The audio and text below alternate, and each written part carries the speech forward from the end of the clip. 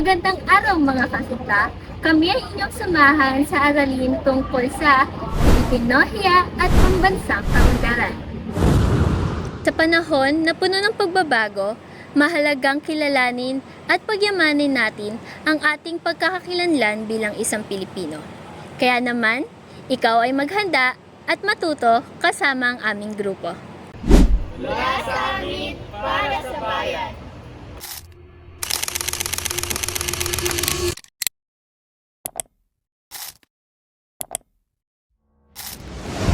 Upang mas madali at mabilis na maunawaan ang ugnayan ng Filipinalohiya at pambansang kaunlaran, ating tignan ang diagram na ito.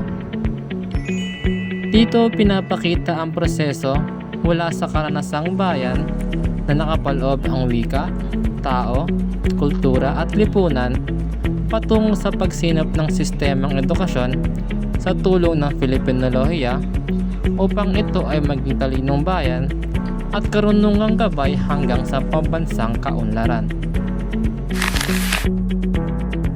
Inyo nang nakita at nabasa ang nilalaman ng diagram. Ngayon naman, ating palalimin ang ating pag-unawa. Ang bawat bahagi ng diagram ay may mahalagang papel sa paghubog ng ating pagkakakilanlan bilang Pilipino. Sa tulong ng Filipinohiya, naunawaan natin sa kung paano ang ating karanasan, talino, at kultura ay nagiging daan sa tunay na kaunlaran ng bansa.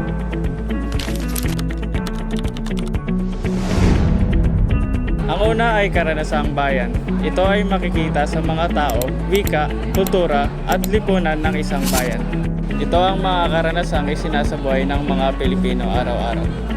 Mula sa pakikipagkapwa, bayanihan hanggang sa pagdiriwang ng piyesta at tradisyon. Dito nagsimula ang ating pagkatuto sapagkat ito ang refleksyon ng ating buhay sa lipunan. Ngunit alam nyo ba na ang pananakop ng mga dayuhan ay nagkaroon ng malaking epekto sa mga Pilipino?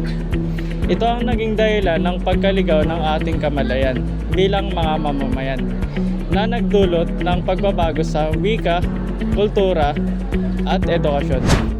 Kaya kahit tayo ay malaya na, naroon pa rin ang impluwensyang banyaga sa ating gawi, paniniwala at pamumuhay. Subalit dito pumapasok ang Filipinalohiya bilang gabay sa muling pagbabalik ng ating ugat at pagkakakilanlan.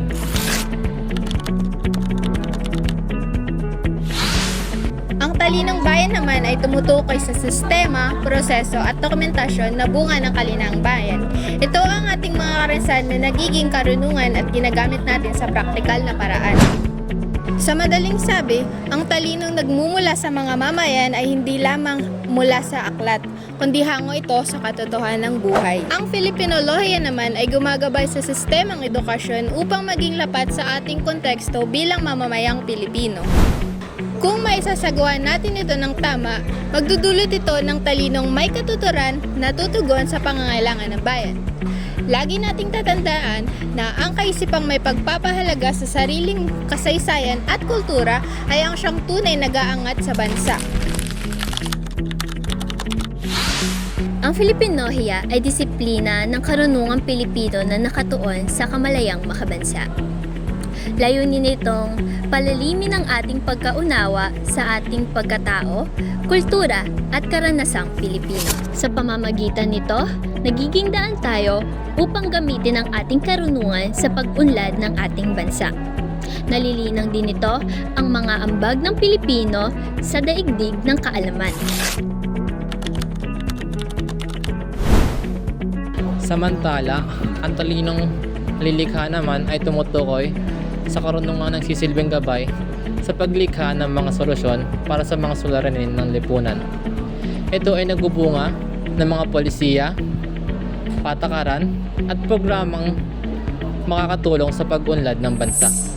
Kung ang talinong bayan ay ginagabay ng Filipinalohiya, magiging mas makatao at makabayan ang magiging solusyon para sa ating lipunan.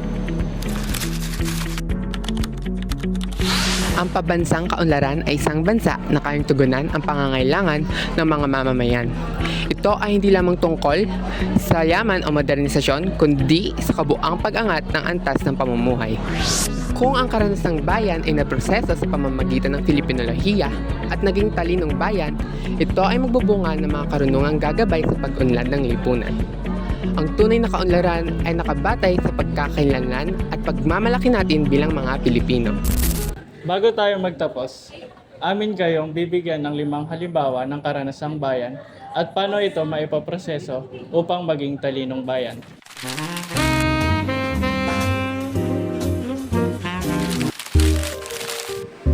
Unang halimbawa, karanasang bayan. Pagsasagawa ng bayanihan bilang paraan ng pagtutulungan. Magiging talinong bayan ito na bubuo ng mga community programs o proyekto upang matulungan ang mga nangangailangan.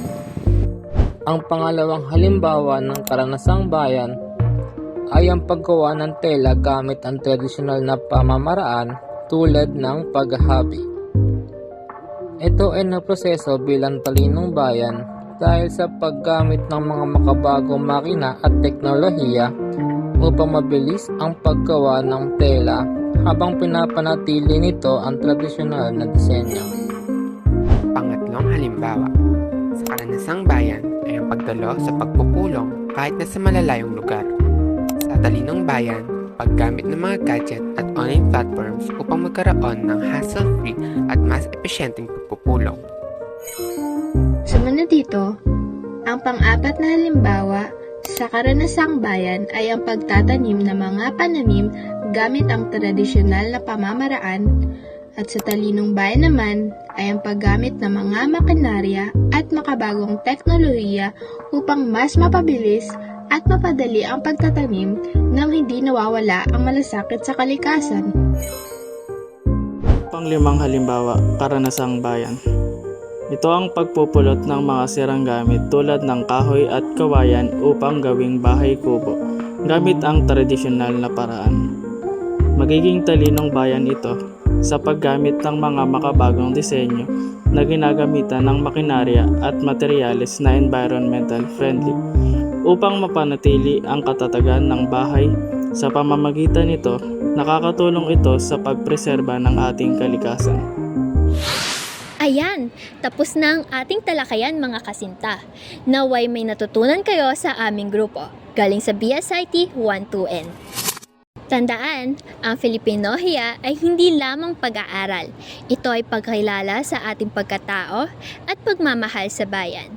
Muli, aming pinapaalala, mula sa amin para sa bayan.